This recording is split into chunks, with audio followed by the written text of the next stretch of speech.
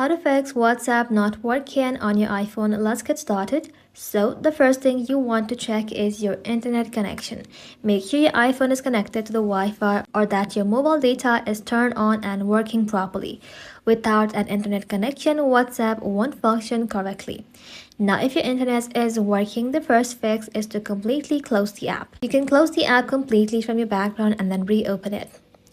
After that, open up Settings, tap on General, scroll below, tap on iPhone Storage, then search for WhatsApp and then tap onto it. After that, simply tap on Offload App, then tap on Offload App one more time. This removes the app itself while keeping your documents and data safe. Once finished, you can simply tap on Reinstall App. After reinstalling the application, open up WhatsApp again and check if the problem is solved. If the issue continues, you can go ahead and simply force restart your iPhone. To do this, quickly press and release the volume up button. Quickly press and release the volume down button, and after that press and hold the side button.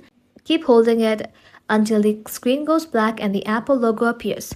Once you see the logo, you can release the button and let your iPhone restart. After your iPhone turns back on, open up WhatsApp again and it should hopefully be working normally. That's it.